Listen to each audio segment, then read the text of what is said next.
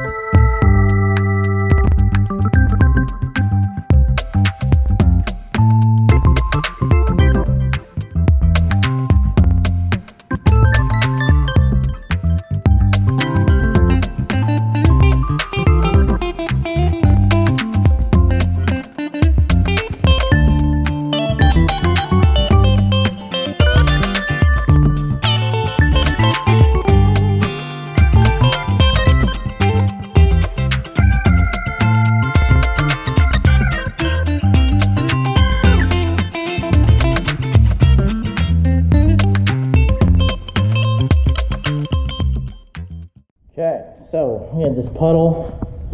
This is all there.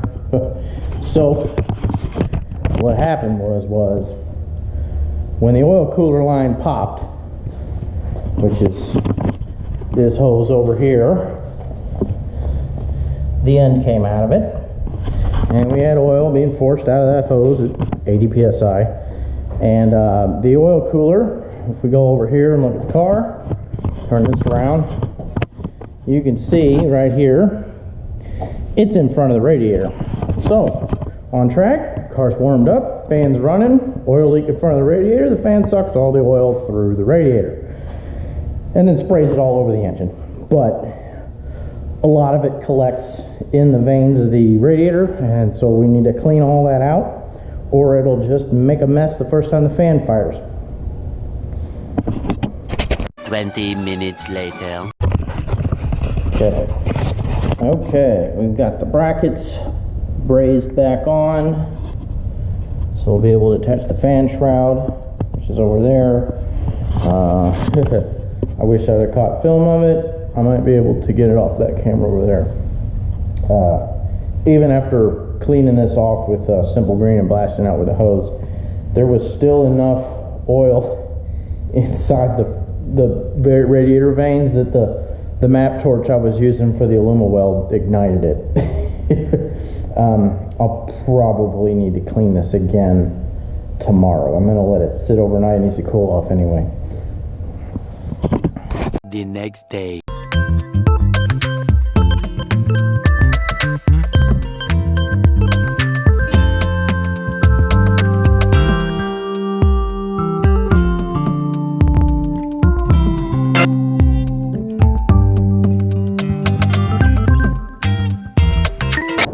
We got it all back together. Let's see if it fires.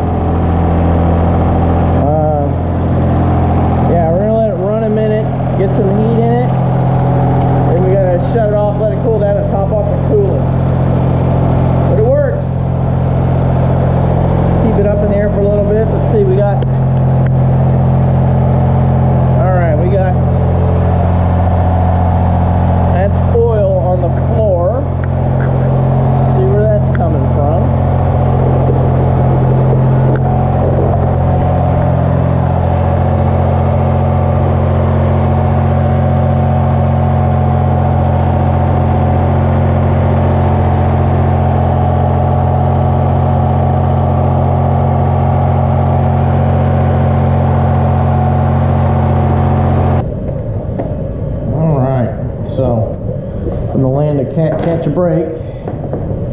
These guys were leaking, and they got their O-ring connections. And you know, this was a Chinese oil cooler from eBay, so I'm gonna guess that these O-rings were not particularly high quality rubber. And let's get this one off and see what we have here. Oops. O-ring connections, and of course with the O-ring. So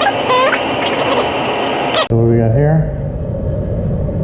You know the O-ring looks flexible, but it feels kind of brittle, and it is deformed. So let's replace it. I've got my nitrile O-ring assortment. Let's see if we can match it up. That's the one. One there.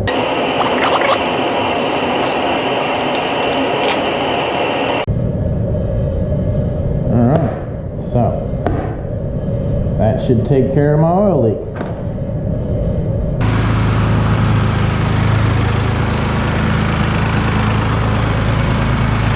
Okay, been running a couple minutes. Fittings are dry. I don't see any other leaks. With the fan, that works.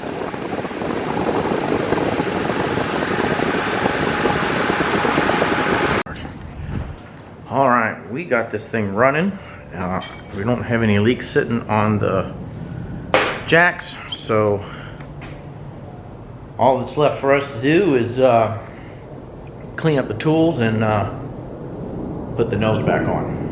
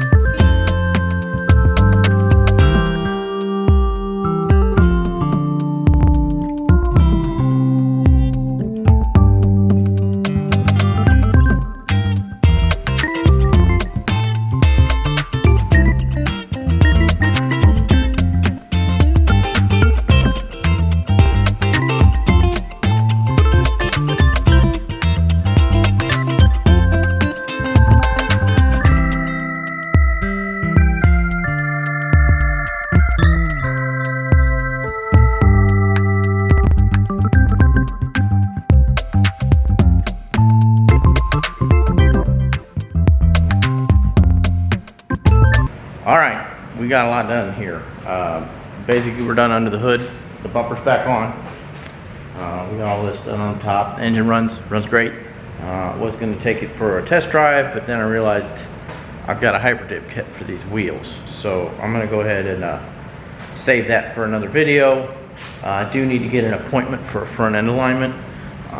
You know, we've got these new thingies here, and I can't do caster at home, so I'm gonna basically cinch those plates down enough for it to back on off the trailer, and we'll do the wheels, and then I'm gonna get an appointment somewhere to get this thing aligned, and then we can start test driving it. But we got no leaks. I let it idle for about 15 minutes. Everything got up to temp. Heaters bled. Letting it cool back down before I crack it open, top up the coolant, and but yeah, we're cooking with grease. So you know, keep watching. Hit the like and the subscribe, and please, if you haven't subscribe, and we'll just keep going with this. Feeling really good about it. We've got 4 months until Optima, and really I got to take a moment to talk about that, right? So the schedule I'm going to run this year, not this year, it's 2022. I'm recording this in 22. Next year, 23. Optima has really upped the game on their schedule.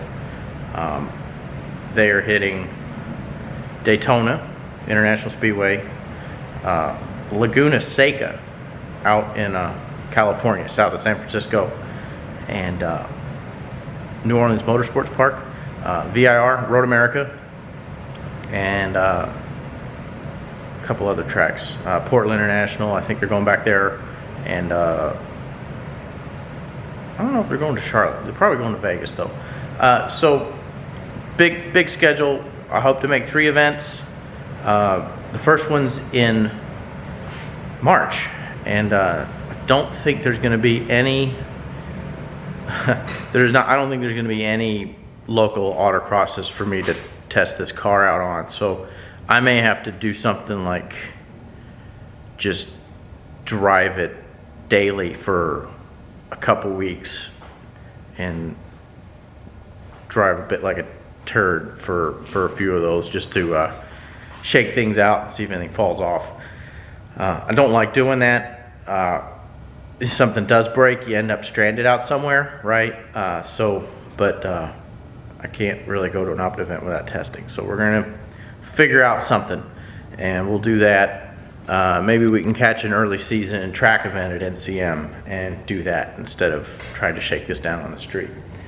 But big progress. Leaks fixed. About to put it back on the ground once we get these wheels done, which we'll do that in the next video. So, thanks for watching. Take care.